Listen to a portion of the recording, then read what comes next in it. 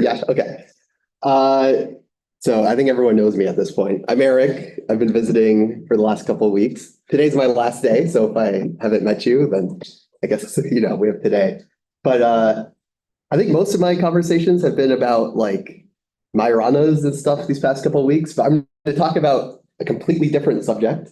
I guess semi-related to spin glasses still, and that's a mathematical framework with which to describe quantum neural network loss landscapes. So you should really think of this as more of a, proving that there's this hammer that exists that you can then prove other results using. And hopefully it's useful for you guys for, anything you want to prove about neural network training and generalization and things like that. So, okay.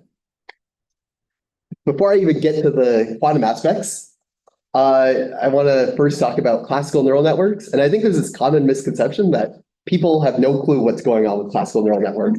It's some miraculous phenomenon that they train so efficiently, but people do understand it. And so if we ask the question, how do neural networks learn? I guess to give a more operational, statement of this question is, how do you optimize a non-convex function over R to the 100 billion, like ChatGPT, in time for your next conference or whatever? And it's kind of miraculous, but there's a well-understood mathematical framework describing how this is the case.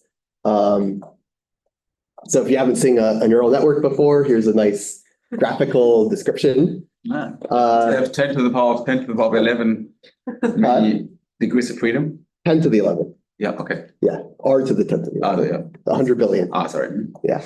Yeah, that would be crazy. So, okay. You may have seen pictures like this before. You have some input vector, and then that's graphically represented by these circles at that end. And then in these neural networks, typically you apply some kind of weight matrix. This is kind of the most basic setup you could imagine. So that's depicted by these lines. Then you apply some nonlinearity, nu. So that's applied at the end of this layer. So this vector, and then you just keep repeating this for p layers. And yeah, this is, I guess, a dense feed-forward network, probably the most standard class of feed-forward neural network. And you can ask, okay, is there a nice mathematical description if I then feed this output into some loss function? And so what you can do is, okay, assume these weight matrices are normalized in some way, maybe using some regularization scheme. And then you can model these nonlinearities, for instance, as some kind of random dropout. Dropout is a type of nonlinearity often used. And so these are sort of like Bernoulli random variables acting on each of these nodes. Then you go through this whole rigmarole, and you can show that these loss functions behave as what are called spherical spin glasses or Gaussian processes. So there are also more rigorous ways of proving this, by the way. This is kind of the hand-wavy first approach taken by these guys 10 years ago. So, okay, what this loss ends up looking like is you have some points on the sphere, the hypersphere. This comes from the fact that everything was normalized in some way. This n is the width of the network. You should sort of think of it like that. Number of layers. No, n is the width. So it's like, how tall this is. The big layer. Oh, yeah, the layer matrix. It's like the geometric mean of how tall each of these are. And then this r is the depth. So, okay, well, I guess this p. So, this is some degree p polynomial in these spins on the sphere. And this is just some random field, right? These j's are Gaussian random variables. Where do spins come from? Yeah, okay, so this spherical spins come from essentially assuming that at each layer, all of your weights are normalized, which isn't necessarily a good approximation, but there are, again, more rigorous ways of showing some. No, but I mean, what is the spin like? Just a point on the sphere. So these aren't like Ising spins. I mean, like in the neural network, what thing maps to the spin afterwards? Like the weights. Entries of the weight matrix, or like okay. Yeah. Right. So you get something that looks like this. So how many spins are in the picture that you showed? 3? Yeah, I guess this is n squared. So actually, maybe this should have been n squared. Yeah, I think that should have been n squared. So one spin per weight. Yeah, One spin per weight. right, so this should be n squared. Okay. Okay, so what's known about these things? Well, in the worst case, you can show that it's NP hard to optimize a loss function that looks like this. I think this was first pointed out in this Boas-Brock paper, but I guess it's pretty easy to see that, this is just some crazy optimization problem that you can make arbitrarily bad. So this is also, the fermionic variant of that would be SYK-like, right? Yeah, exactly. So that's this connection. And that's also, I guess, QMA hard in the worst case. That's Using the Schofer-Strate, Kristandel, blah, blah, blah type of way of embedding basically the hard problem into a Fermi-Hubbard problem. Right, exactly. So you do that, and then you can show SYK is QMA hard. In the same way, this is NP hard in the worst case. And what does the J correspond to in the neural network? The J come from the nonlinearities. To be honest, this initial paper was kind of sketchy. So in this initial paper, they assume, okay, nonlinearities, you can kind of model that as a dropout kind of phenomenon. And, a lot of asterisks.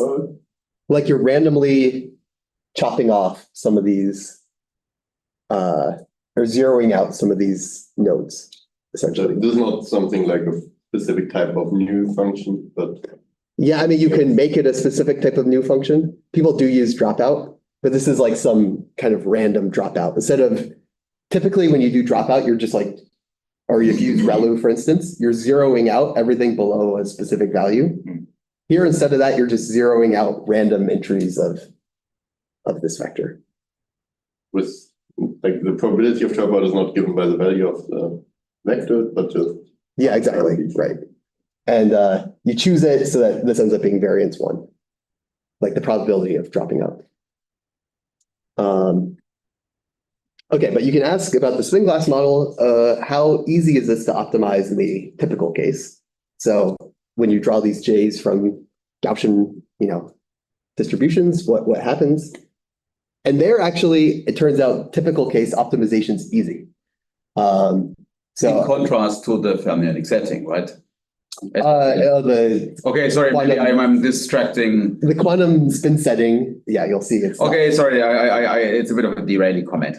Cut it out, sorry. It's probably true, but fermions I think are easy actually.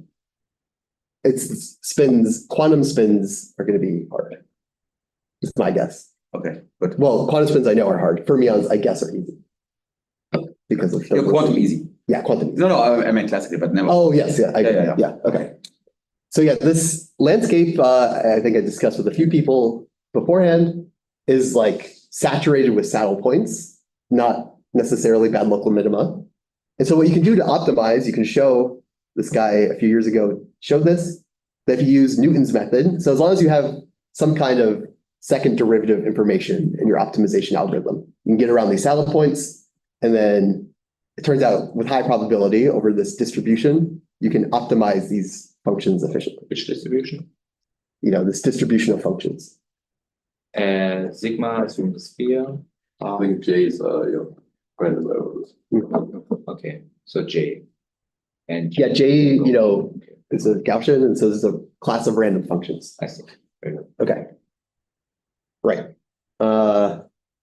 Okay, and I should say, this Gaussian process description I use to motivate understanding how they train, but people have also used this kind of mathematical description as just a convenient way to reason about neural networks. So you can show like double descent, if you've heard of this, how during training, your generalization error like goes down, then up, then down.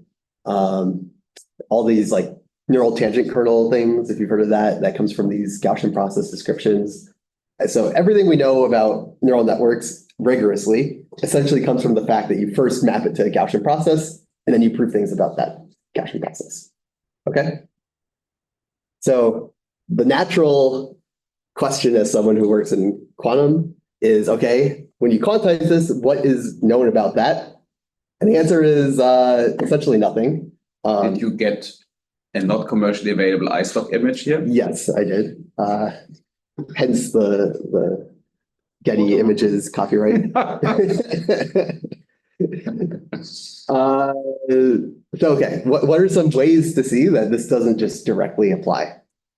So, okay, if this was the mapping we did, and in a kind of sketchy way that can be made rigorous in other ways, these nonlinearities applied at each of these nodes was important for inducing the randomness. Like the randomness in this class of random functions came from essentially doing random dropout on these nodes. So stupid question. Do you have both these like functions? I don't know. I've seen these. I don't know these absolute value and zero. Yeah, ReLU. Yeah. Or and the dropout, or is the dropout Typically non-linearity? In reality, yes, you have both. But for your for here, is the dropout is the non-linearity. Yeah, exactly. Okay. For this previous analysis. And then also, and this is going to be key to the distinction between quantum and classical neural networks, each of these lines is directly parameterized. Like each of these lines are some knob, it's some element of the weight matrix that you can tune during training. And it's like fully parameterized in that sense, these weight matrices. Okay. How far can you go beyond dropout? How realistic can you get with these assumptions? So people know for one layer ReLU, you can write it as a Gaussian process. People also know if you have very wide and shallow networks, so you like keep the depth fixed, I think, as you take n to infinity, people know things. Yeah. And I would say those are more rigorous than this first paper. It's the first paper, so it's the one people often I talk think about. the infinite depth paper is from the 90s already. Oh, is there another one? That's a central limit Infinite width. theorem, basically, right? Infinite width and constant depth one. Yeah. Oh, okay. So that's an old idea, but that's basically like a central limit theorem argument. I didn't read it in detail. Okay. Okay. Presumably, like most things will be. Yeah. Like you tailor to the second order. Right. Exactly. Some characteristic function. Yeah. Okay. So what's known about quantum neural networks? So I assume most people have seen what these are, but just to, for completeness, what you can do is you, in this setting, treat a loss function as starting from some quantum state. So, here it's psi, here it's rho. You apply some parameterized unitary with some given architecture. And then you do some measurements at the end of your circuit or estimate some expectation value, and you train a loss that looks like this.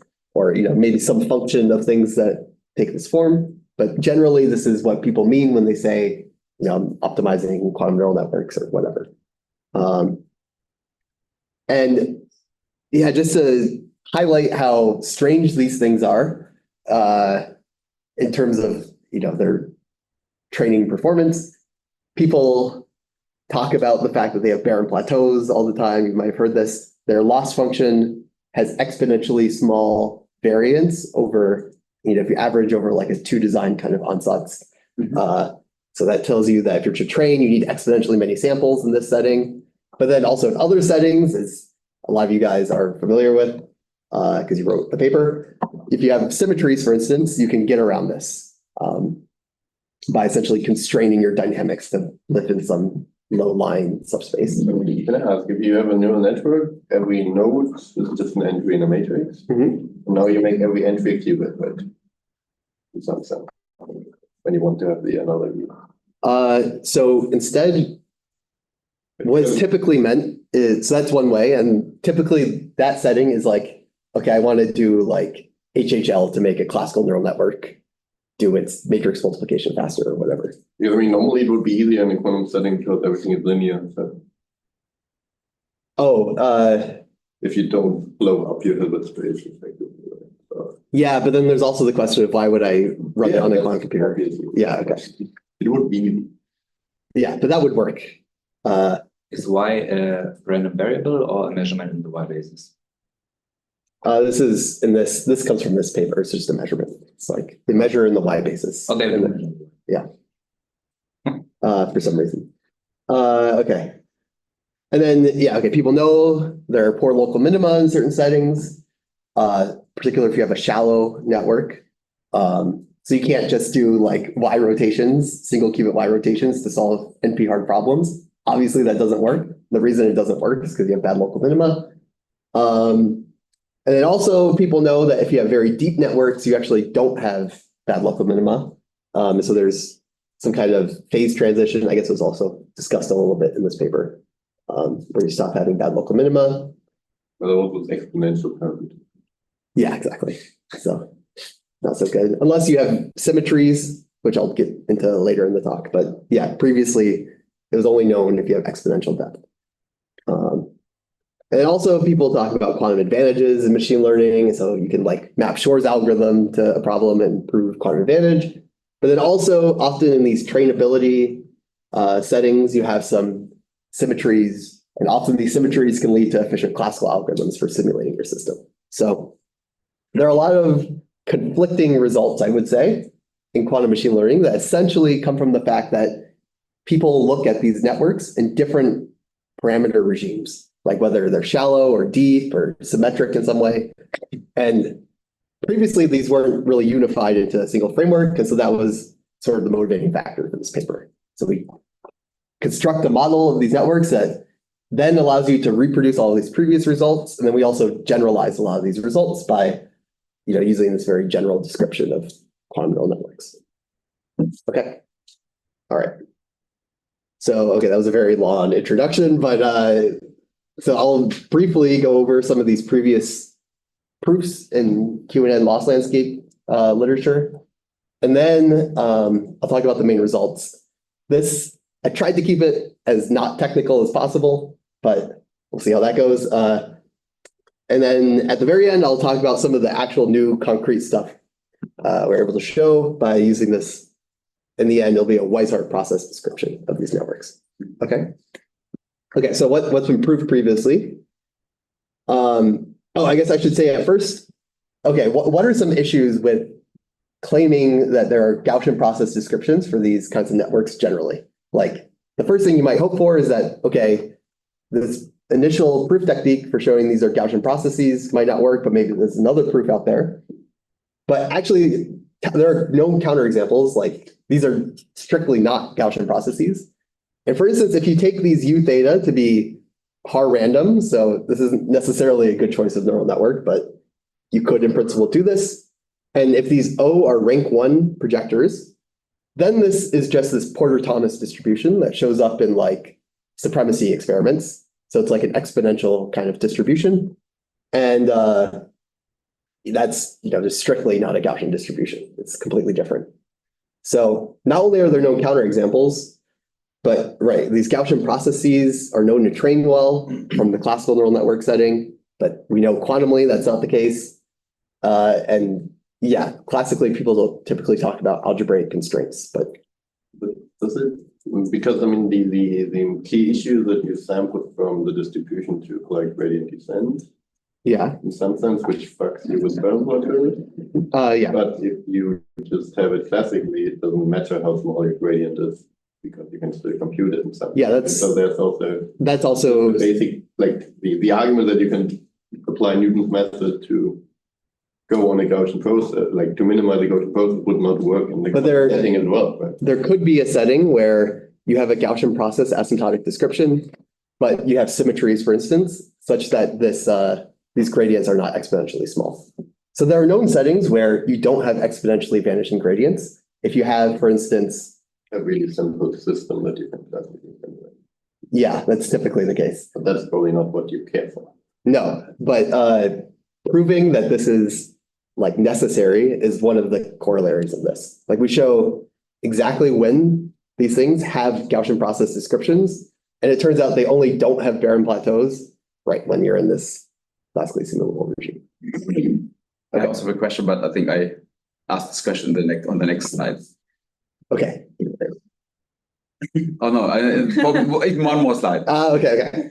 Well, it's very annoying when people ask questions and then you anticipate the next slide. That's right, but then it's good because it makes it sound like the talk is proceeding naturally. So, anyways, I have a question about the cost function. I don't understand where the data enters. Is this? Yeah, so I kind of wrote it simply here for. Yeah, so rho you should think of as being some data preparation circuit. You can also consider more complicated things like you're averaging over a data set or something. We also look at that, but just for the talk, I don't. Okay. No, then I ask my question. Okay. I mean, when I see Gaussian distributions, I always think of central limit theorems in one way or the other. I mean, even when it's not obvious how the connection is, like many years ago with Earl Campbell, funny processing with measurements and so on that looked not central limit theorem type, but then we massaged the characteristic functions and so on. And in the end, it was a central limit theorem. So Gaussian processes. For me, wizard is you take vectors of Gaussian distributed vectors, you put them into a matrix X, you look at X transpose, and then you get a random matrix, the entries of which are wizard distributed. Exactly. How good is that intuition? That it comes from the conjugation in quantum physics. You have something from the left, something to the right, you put it together, that's the cost function, and because of this thingy plus thingy transpose, is that the wizard thing? Yeah, exactly. And the wizard thing, up to a lot of math. No, of course. But I was deliberately vague. No, that's true. And the point is, in some limits, you can do like a central limit theorem kind of thing. We'll see later. Yeah. And then it turns out that's like the if and only if you have a Gaussian process. It's like when this thing, Weishart, marginal entries of Weishart matrices look Gaussian in a certain limit. And so that limit is exactly when you have a Gaussian process. Wonderful. Okay, but then my intuition was not entirely wrong.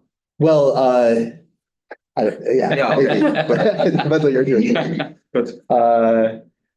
So, okay, I should say that in certain settings, it's actually no when you do get Gaussian processes, but like you said, it's only when you have barren plateaus, so it's kind of useless. And so in particular, if you have like hard random initialization, and it's a very deep network, no algebraic structure, and you're measuring specifically Pauli operators, and this will come into play later. If you have all these, you're in this setting, people have shown, this is the group at Los Alamos, that you do have a Gaussian process description of these networks. And so if you could measure the gradients, but you can't, but if you could, then you would have a nice training landscape and be able to optimize these efficiently and so on. And then people have also looked at the gradient scaling. So there are now more general barren plateau kinds of results where you're initialized in some two design picture. Now you can have some algebraic structure, and you have to assume that the observable you're measuring generates the Lie group that your evolution's constrained to. So in these, I only listed one paper, but there are a bunch of papers along these lines. You have some ansatz class that belongs to some Lie group. You assume what you're measuring generates that Lie group, and then you can write everything in this like Lie algebraic framework, and then calculate gradients and so on. So, but you say something different than what is written there. So it's all in the Lie algebra, or is it generating Lie algebra? It's in the Lie algebra generating the Lie group. Okay, but the group can be bigger.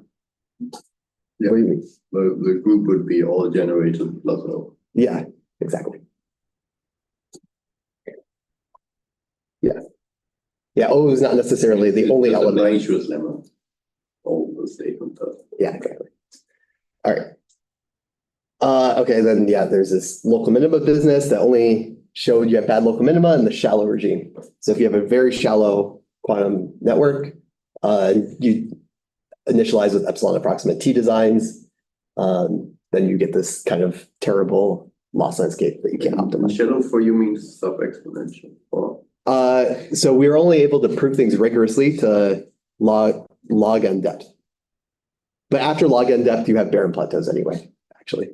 So but also bad minimum. Yeah, so there's probably a regime where you have both. But we were in this paper looking at log n depth and shallower. Barren plateau papers look at log n depth and deeper. And so, there's no happy medium. I mean, you get one from one layer and the global boundary. Yeah, exactly. But this paper shows you also get it up to log n depth. However, I think one should say it's not like the standard random initialization in your paper. Like No. it's very It's very structured, and like you kind of I agree. And I make what's hopefully more justifiable approximation in this paper, but you can tell me if you agree better or worse. Okay, so just to summarize these all in one nice flow chart. Over in the deep setting, we've got all of these barren plateau kinds of results and these neural tangent kernel results where you have the saddle point, domination in the loss landscape. Then also in the shallow regime, people only really looked at the non-algebraically constrained case when you have things that are just epsilon approximate T designs, and you have bad local minima. And so, yeah, what this paper does is kind of unify these into one framework that's also able to prove other things. Okay. All right. Okay, so let's get into this. Okay, so the way I approached this was, okay, we have a loss function. What's the most generic way you can reason about something like this? So, okay, what makes up a quantum neural network loss function? You have some Hermitian observable. So Hn of C, what I mean by this is Hermitian matrices that are n by n. So think of this as 2 to the n, by 2 to the n in terms of qubits, but big N is Hilbert space dimension over C, so complex numbers. You map to some new Hermitian matrix under some map that's in some subgroup of the automorphism group of Hermitian matrices. Okay, so that's a lot of words, but I essentially just mean you have some subgroup of all unitaries and you act via conjugation on your observable. And yeah, your loss is just this trace bilinear form. Okay, so the mathematical structure we'll use to prove all of our results is essentially just the fact that Hermitian matrices, if you consider the group multiplication of taking the anti-commutator, this forms what's called a Jordan algebra. So if you know what a Lie algebra is, I imagine people know. Okay, so a Lie algebra, it's like things that satisfy Jacobi identity, and you have this Lie bracket anti-symmetric operation. Jordan algebras, you just think of as the anti-commutator version of that. So you have a symmetric group multiplication. And then also you have this thing called the Jordan identity. It looks a little messy, but essentially all it's saying is that when you have something to the power of a plus b, you can decompose that however you want. Like you can write x to the a plus b as x to the a product x to the b, or x to the a minus 1 product x to the b plus 1, like an associativity of the power. But okay, maybe that's a technical detail. And yeah, this comes up in physics a lot. You have Majoranas and Polys you can write as Jordan algebras. This one's a little funky. It's called the spin factor. You can kind of think of this as Minkowski space. Anyways, there are connections to like spinners and stuff, but I won't get into that.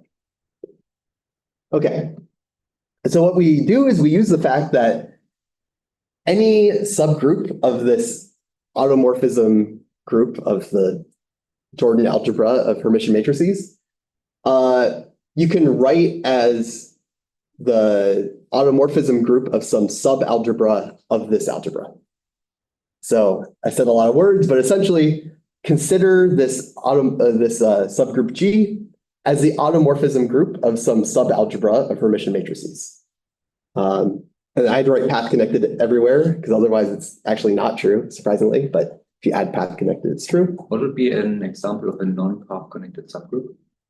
So, okay, the automorphism group of complex Hermitian matrices actually isn't path connected. It turns out you can do conjugation by unitaries, and also conjugation by unitaries, then taking the complex conjugate. What? Anti-unitary. So then, but that's it. That's the kind of direct sum. That's the unitaries and anti-unitaries, and that's it, right? Yeah, exactly. Okay, good. Okay. Yeah, so, but typically you only consider the path connected part in like a variational. So, okay, so what you can instead consider is O as some element of a Jordan subalgebra of Hermitian matrices. And then, yeah, you apply some automorphism, and then you take some symmetric bilinear form with your input, and then that's your loss. Okay. And the nice thing is some crazy mathematicians classified all this stuff. So what used to be a very general problem essentially just reduces to looking at a case-by-case basis and proving things in all these settings. All right. So, okay. Yeah, just to go over these, if you're ever interested in the classification of Jordan algebras, so at least the Euclidean ones, so these are like the equivalent of compact Lie groups, I guess you could say. It's like a nice subset of them. So yeah, any of these subalgebras of complex Hermitian matrices looks like a direct sum, where each of these components is isomorphic to Hermitian matrices over a field. So reals, complex, or quaternions. The spin factor example that I gave previously, that was a little weird, but that's another case you can have. And then also this exceptional case of 3x3 octonion Hermitian matrices. Luckily, this is non-asymptotic. So when we're considering some asymptotic setting, so we don't have to think about octonions, thank God. And then also it turns out the spin factor case, I won't talk about in this talk because it ends up being very similar to this real Hermitian case. But okay, so for the rest of this talk, I'm just going to focus on this first. This is not realized. What's the deal with the octonions? Yeah, because all of my results are like, okay, in the limit that the dimension of the algebra is big, you know, you can bound the error with this Weishart description. Good. But this is 3x3. You can't take an asymptotic. But you can have many copies of this. Yeah, but the theorem is like as each simple component grows. Yeah. So. I mean, did you gain anything if you decompose Hermitian matrices into Hermitian matrices? I mean, like, that's what you're saying, no? You start from Hermitian matrices and then you say you can make a direct sum of other Hermitian matrices. Yeah, but you might have many copies of the same one, right? So it could just be a very bad representation of a very small Hermitian. Yeah. Any other questions? So the real ones would be orthogonal matrices, sorry, symmetric matrices. These are all actually real Jordan algebras because the vector space over which these are over is all real. Okay, but these three cases that you have, if you have R, it is symmetric matrices. If you have C, it's ordinary Hermitian matrices, and if it's H, it's what? It's Hermitian matrices over the quaternions. Okay. Okay. Yeah, and interestingly, also the automorphism group of any of these semi-simple algebras. Okay, it's once again a little weird, but if you consider any path-connected component of this, then you can write it as actually a direct product of the path-connected components of the automorphism groups of each of these simple sectors.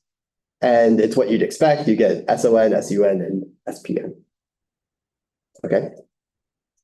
And then finally, yeah, all these trace forms, this happens in Lie algebras as well. You can write them as being proportional to this killing form, which is like the standard. It's like a trace form over a specific representation. And you can do the same for Jordan algebras. So everything's proportional to trace AB. You know, there's some constant, but other than that, that depends on the representation, but everything takes this form. So, okay. Given any QNN architecture then, the only things I need to completely define its behavior are the algebra that this objective observable belongs to, and you know the fields and dimensions of each of these semi-simple sectors, or these simple sectors. And then also this proportionality constant that comes from this trace form being identical up to this constant. So this comes from the representation, and this comes from like the algebraic structure. Okay. Yeah. How complicated is the representation theory of this? I mean, how easy is it to find these decompositions, or is this like? Yeah, probably hard. Yeah. But I think people do think of this. I just don't know. Okay. Yeah. So if somebody is giving you an observable you will have a hard time to say, well, this is how it decomposes, or Yeah, okay. let's say. Well, Actually, maybe not. I'd assume if the observable has a simple structure, like it's just a tensor product of one-side observables, then Yeah, sure. that should be easy. And if it's a global observable, then anything is Yeah. fine anyways. Yeah, like Lie algebras are also hard to find in that case. Yeah. But if it's, yeah, in the setting that's polynomial sides to begin with, then actually I think it might be easy. But, okay. So just make sure I follow. Can you just remind me? So putting the steps together, if I start from a quantum neural network with some unitary that depend on theta, how do I get again to this? Like what's the path again to the Yeah, so observable in which? if I assume this parameterized unitary like forms some closed subgroup of a full unitary space, you can write this and it's path connected. You can write this as the path connected component of the automorphism group of some subalgebra. And then, yeah, then you just use that subalgebra and rewrite that a bit.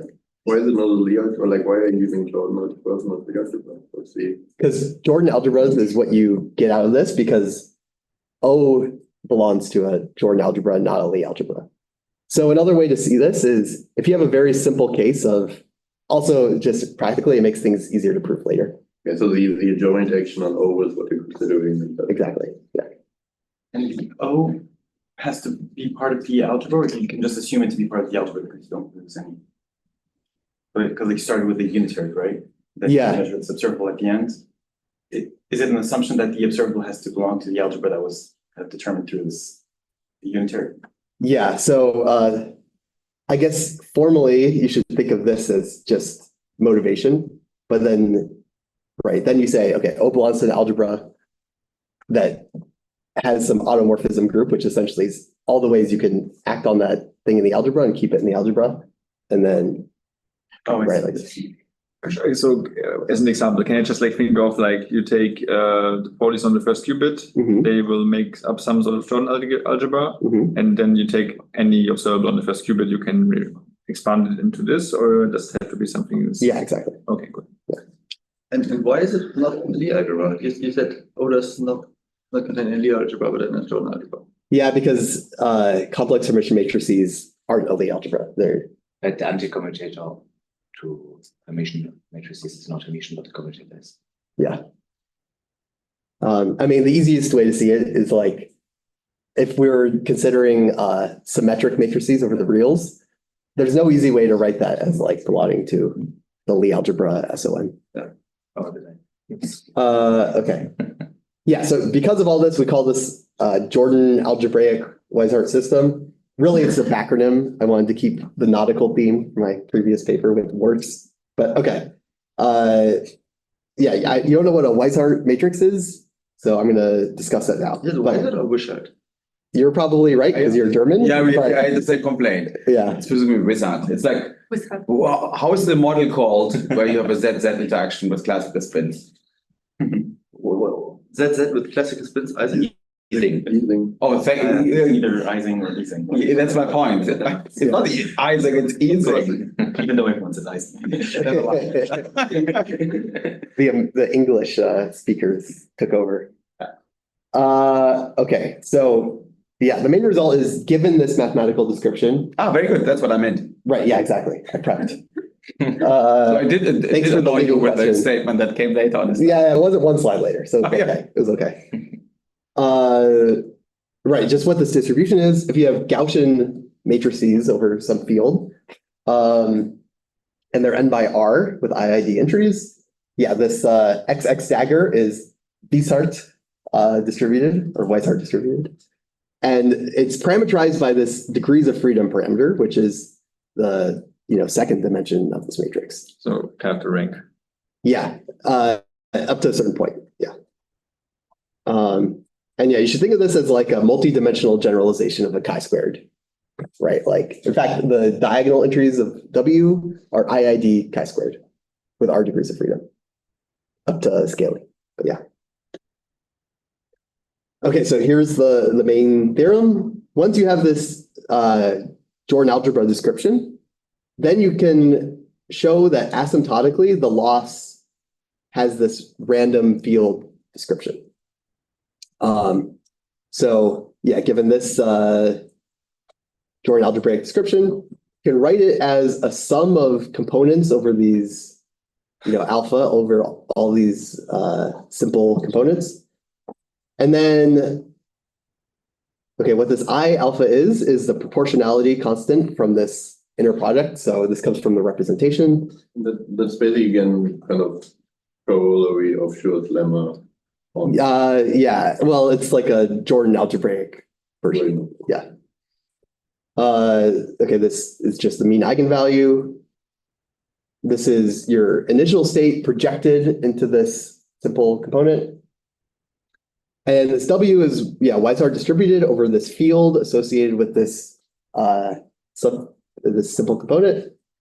And it has a degrees of freedom that is O projected into the simple component, the one norm of this squared, over the Frobenius norm of it squared. And so that's also this R alpha. I should also say I've shifted everything so the minimum of O is 0, the smallest eigenvalue. So this is like the trace of O divided by the Frobenius norm of O. What is calligraphic R? Rho and R? In some data set. So because you have to consider as well, like joint moments over multiple R in a given data set. Multiple rho. Like if I want to show that this function converges asymptotically, it's not only at a single input, but also over all inputs in a data set. So for instance, if I were to calculate the covariance of F evaluated at 2 points, it would be the same as if I were to do it using this Weisart process description. Does initialize approximately uniformly have the same concept as S2 design? Yeah, exactly. And so the more uniform you are, the better this convergence. But then, I mean, even the other thing I mentioned is not entirely wrong in the sense that this X transpose comes from the conjugation in state space. Yeah, you're right. Exactly. So it comes from the fact that marginals of unitaries effectively look Gaussian. Yeah. So that's the general idea. Fine. And then also I should say, I don't show it here, but I give the gradient and Hessian distributions as well. So that's the harder part. And with that, you can calculate things like local minima and things like that. And the convergence is in size of your QNN. Yeah, it's polynomial in the dimension of each of these things. So sort of The generic each of like the minimal dimension of an A alpha, the largest A alpha dimension should be growing, or the smallest A alpha dimension should be growing. The smallest. That's what dominates effectively. Yeah, exactly. Like okay. Each of these individually converges at a rate like n alpha. Yeah, I guess I should have written like a sum here or something. But yeah. Okay.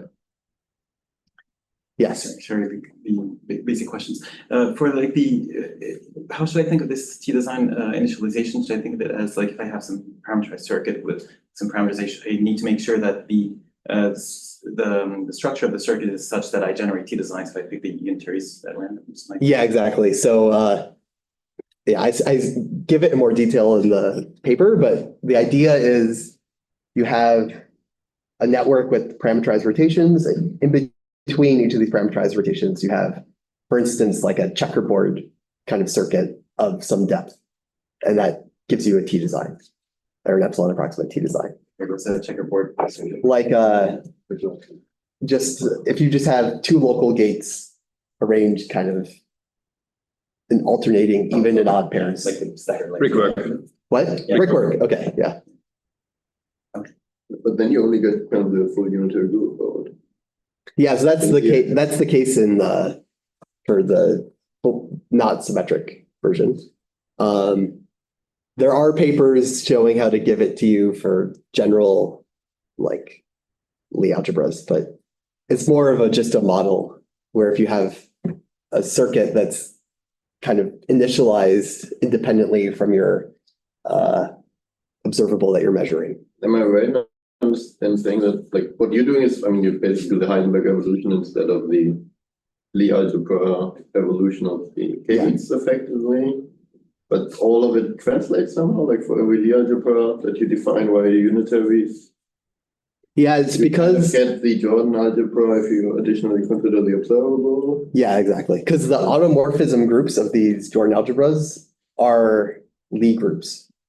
So that's why it's very similar. And the initialized at random is just the T design of the Lie algebra. Yeah, the Lie group, yeah. Oh. Okay.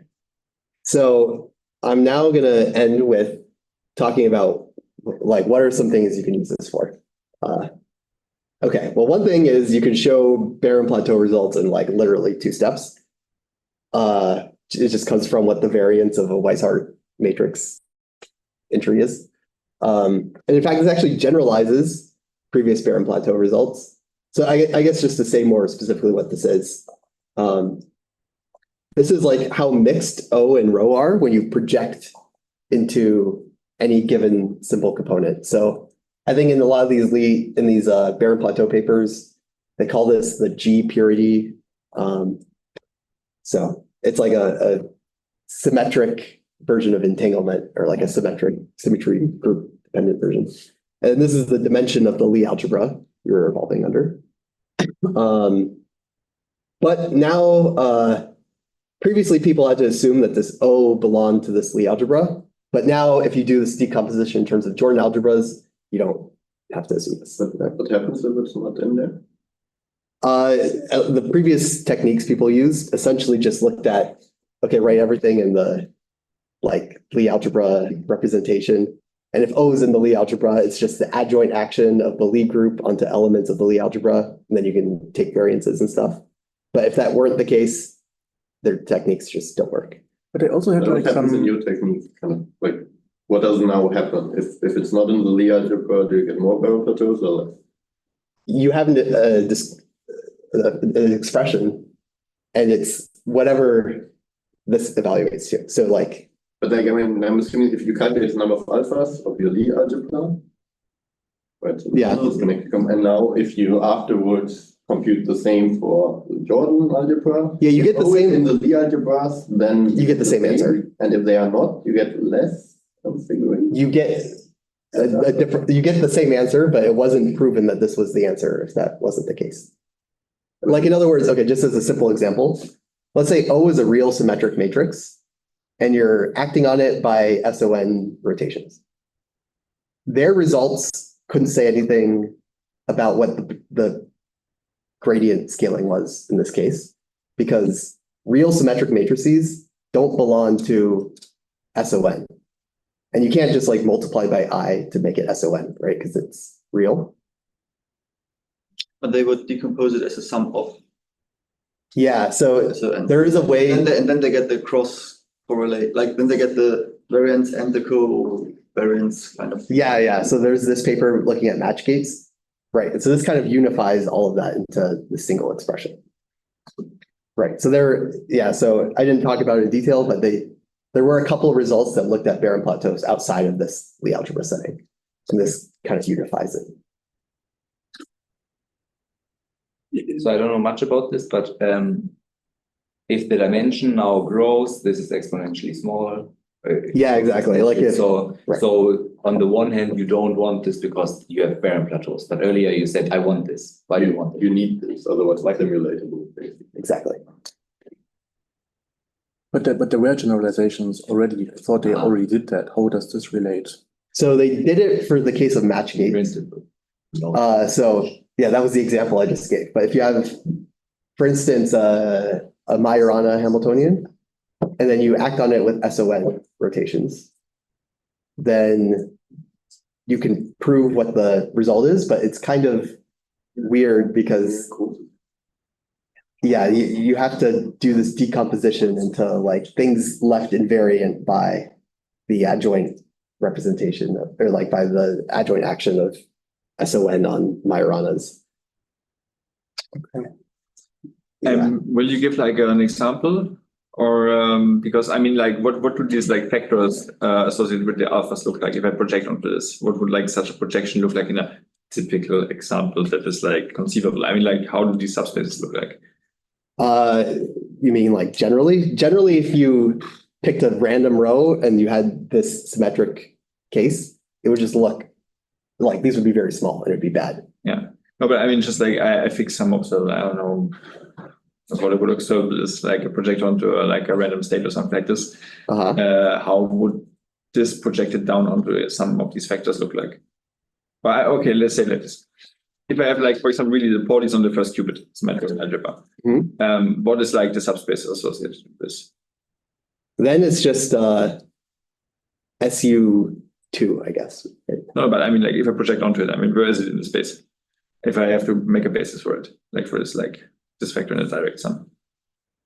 What do you mean make a basis for it? Like everything can be written in terms of like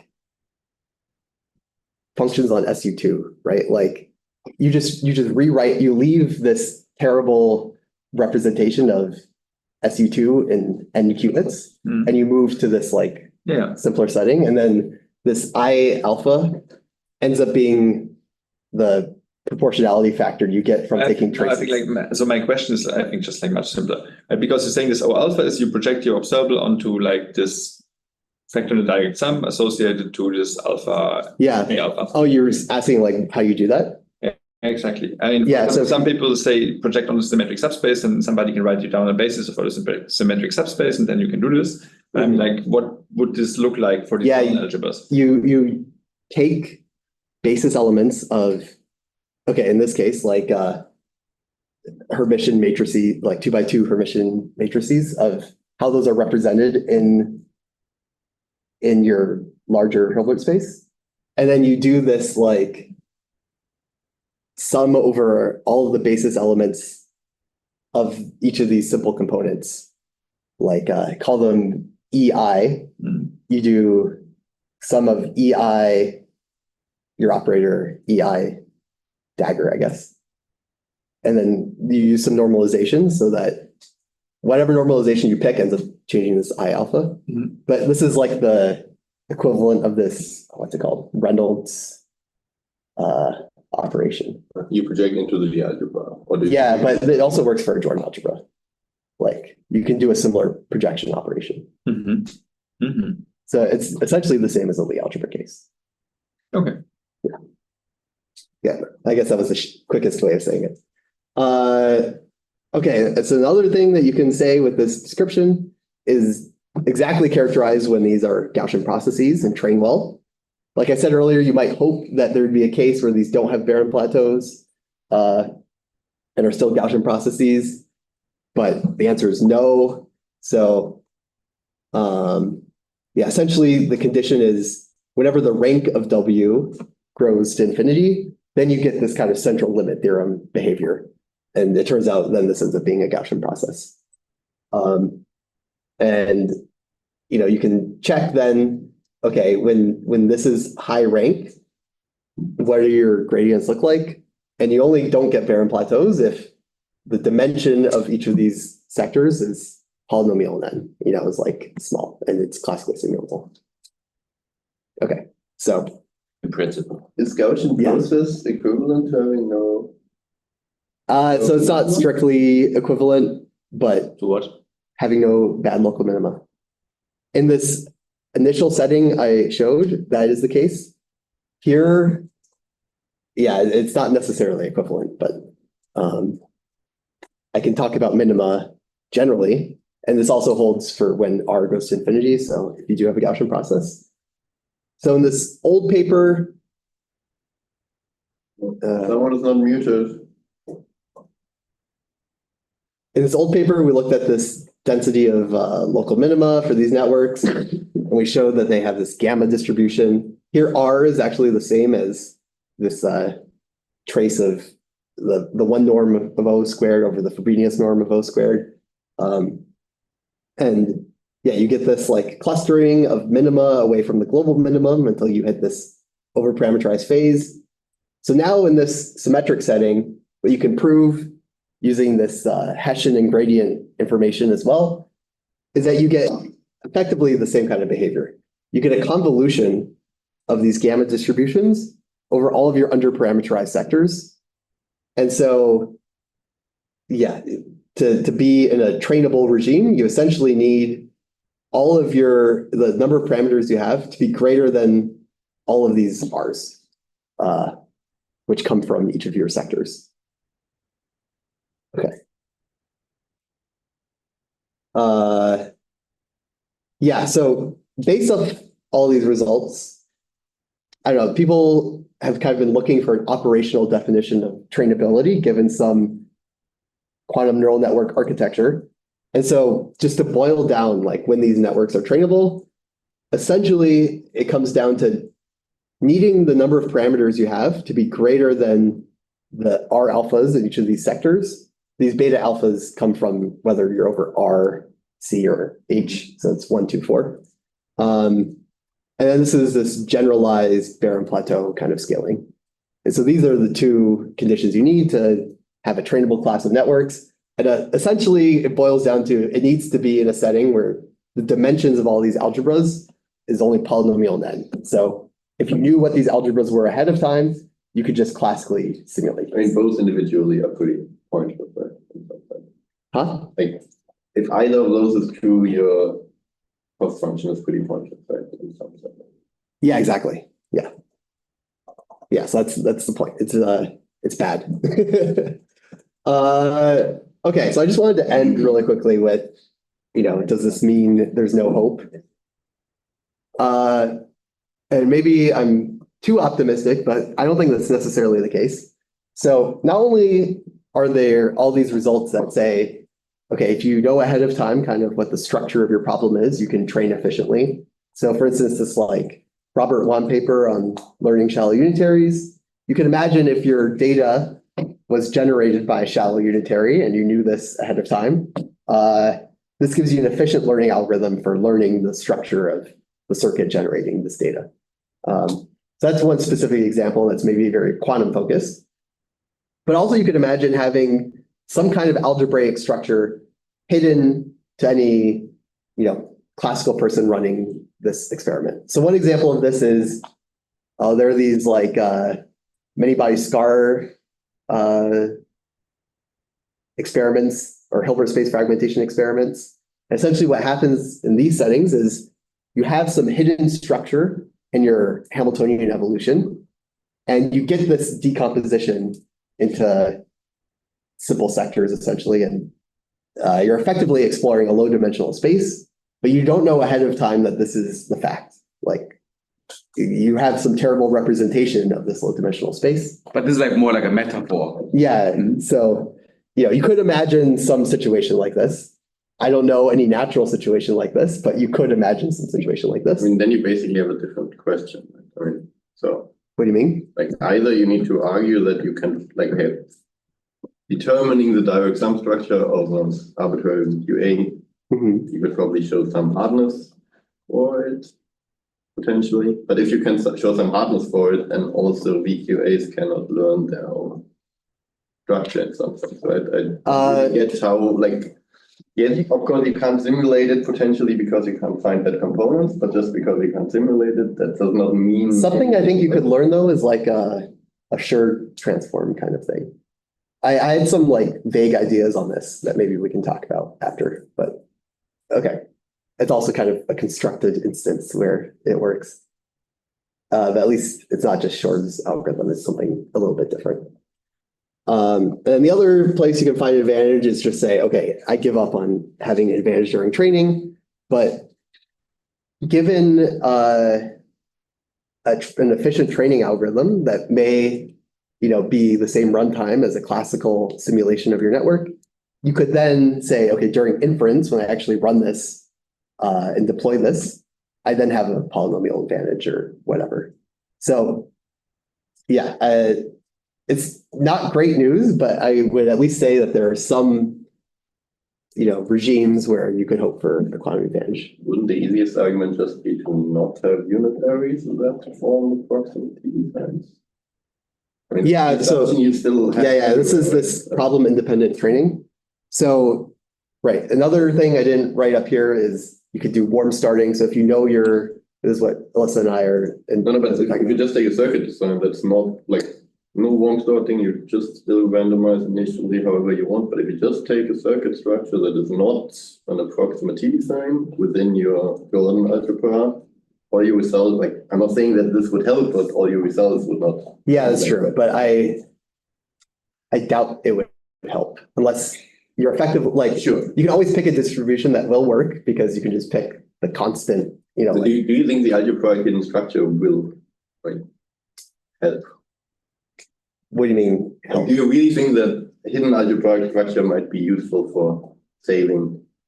I don't know if it's useful, like in a practical sense, but at least this is a regime where you can have efficient trainability and not classical simulability. I can only potentially see this being applicable to something like learning some quantum process that has hidden symmetries. Hidden symmetries in the moral scar sense. Yeah, Like a fragmentation of. sure. Yeah, exactly. I mean, so they must be known, right? Otherwise, I mean, you need to have the symmetries in your parameterization, right? Well, typically where they show up is people are like doing Hamiltonian simulation. No, but for like you want your quantum neural network to not suffer from parameters. Yeah, You yeah. need to So construct it in a way that has those symmetries, right? Wow. But that might be easy. and with fragmentation, I think it actually is because typically it's like a class of systems that have this fragmentation behavior. Yeah, So you just pick two instances from this class and then use that to generate your network. exactly. And so, okay, but like you need to somehow have Majors in network. yeah, you need some kind of access to the symmetry. No, right? If you show the formula for the variance, right? This is just the variance, right? And it's okay. Really? Only God knows Yeah, but- their decomposition. I agree. Yeah, I think you're saying the same thing. Yeah, to actually quantumly run it, you Yeah. need access to the thing that has the symmetry. Exactly. But yeah, presumably you do, like, just in a very hand wavy sense. Like you do not need to explicitly know it, but you need some. Exactly right. And because you don't explicitly know it, that restricts classical simulation, at least from like a direct sense. There might be Which another is, way. like this is a lot related to the like in the Los Alamos paper of the Baron-Plateau versus simulability, where they have their quantum enhanced classical learnability. Yeah, so you might be able, depending on what you're actually interested in, to take like shadows obeying your symmetry as well. No, But what it's they not- do is they have some kind of quantum pre-routine Yeah, yeah. So that is there in order to somehow extract certain Hilbert space factorizations yeah, in and order to then on those run the classical thing. right. And typically, at least from all the examples I remember, what you do is you essentially take classical shadows Yeah. in like a basis respecting your symmetry. Yeah. And then you can Yeah. do what you're saying. Yeah. But if you don't, like, I don't, in the setting, for instance, if you're given two instances of Hamiltonians that have this fragmentation behavior, I don't know how you would do that. And probably you could define a shadow with respect to those Hamiltonians. And get guarantees just from, I'm like, how do you I'm do, just, like, I'm just rambling here, but yeah, yeah. I think that. But at least it's not immediate. Possible. It's at least not. Yeah, exactly. It's not a one-liner. Yeah. I don't know if it's But I wouldn't possible. rule it out.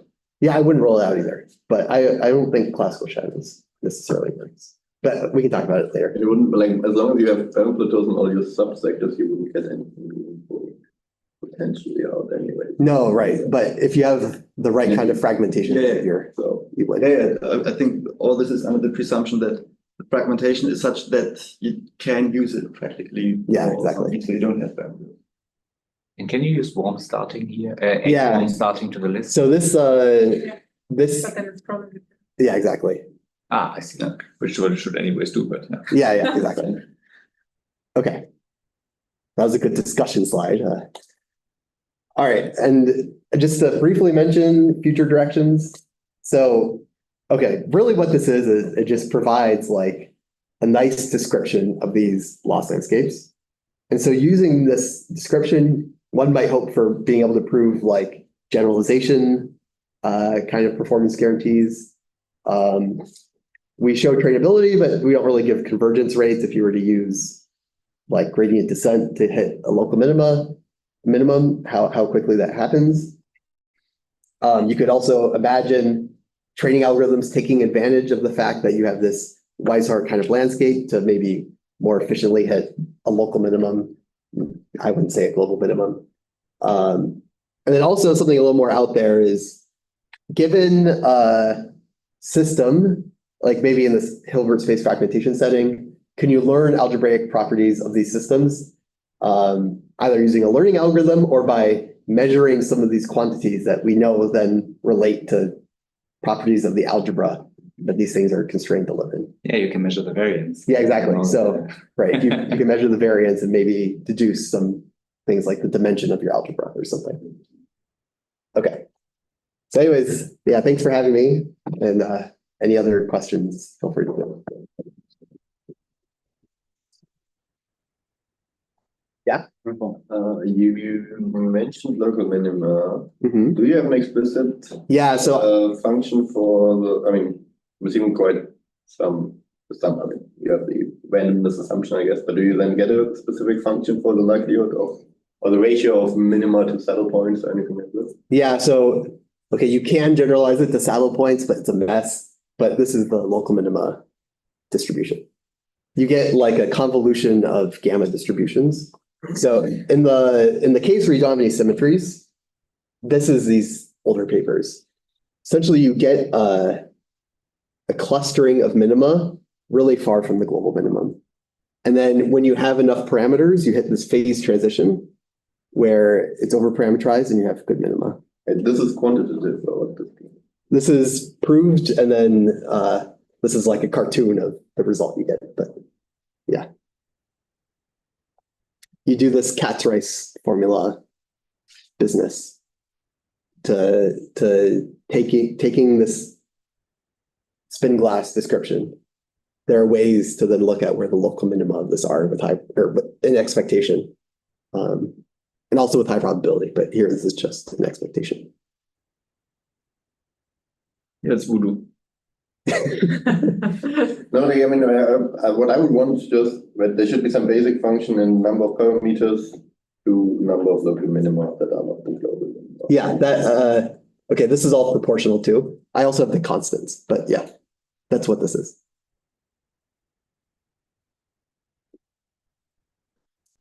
I mean, these Jordan algebras, I would say, is like much less popular than Lie algebras. Yeah. Should I learn more about Jordan algebras? I like learning more about Jordan algebras. Yeah. I don't know. Do you think they're used for somewhere else? What can you do? I think they come up in like holography contexts, but I don't. That's useful. Yeah. Okay. That is less obvious to me. They're also applied in this framework of universal Hamiltonians.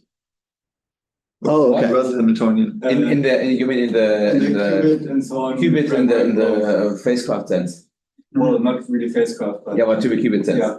So basically, what does it mean for a Hamiltonian to simulate another Hamiltonian? Yeah. You can make this question very mathematically precise. And to prove which Hamiltonians are universal, i.e. that the two local Heisenberg models Hamiltonians, so on, you use these Jordan algebras as well. Uh-huh.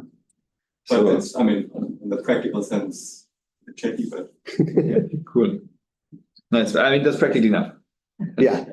If there are no black holes involved. Black holes. Yeah. So in the spirit of unifying different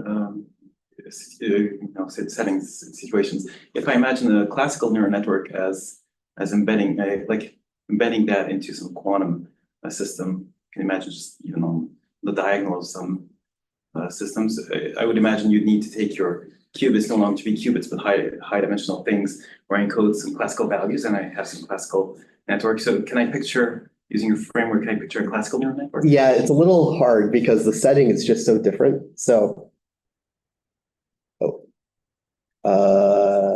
where is it? How did I go to the? Okay, I'm trying to go to this initial. Yeah, here. Classically, you have this setting where it's fully parameterized, right? quantumly, you have the setting where for 2 to the n by 2 to the n matrix, you have a single parameter. And so what it would look like in this like Weishart picture is you have enough parameters to fully parameterize your Hilbert space. And there you do get some kind of like Gaussian process behavior. I guess what I don't know exactly is what taking this R to infinity would look like in this picture. But yeah, I think you can get similar. The basic idea, I think, is if you have an exponential number of gates, then there exists some gate into every direction. And the reason why the loss, like again, quantum mechanics is all linear, so there's nothing anywhere hard. The only hardness comes from enforcing specific directions, which mess up. But since you just have an exponential number of gates, which are sufficiently complicatedly distributed, one of those with high probability will just go into the direction that you would go if you do linear descent, like gradient descent on the full unitary group. Yeah, exactly. And therefore, there always exists something that will get you down nicely without a parent plateau, because if you want to go from state 1 to state 2, there exists a unitary that nicely does it with good norms, just not when you parameterize it, but if you have an exponential number of parameters, in the same sense that if you just take a quantum version of that, you would have an n by n unitary and everything would be linear and everything would be nice in the classical case. You kind of recover all the nice properties in Wait, so in the classical case, I should think of the trainability of the network as there's always one weight that will bring me nicely towards, Not necessarily one weight, but or one of yes, several, there's like a linear combination of weights. Yeah. Yeah, exactly. It's like there's a degree of freedom. right. The closest example, I guess, is like, yeah, like you were saying, quantumly, if you had full control over each of these unitaries, then it would be easy because everything is like linear. But you're taking like a random slice of your full space. It's not even just a slice, it's like some weird subspace of your full space. And that totally messes up your landscape. And yeah, classically, like to get to the classical setting, what you do is you are in this over-parameterized regime. And then that's why these train so well, is because you're always in the over-parameterized regime because these are fully parameterized.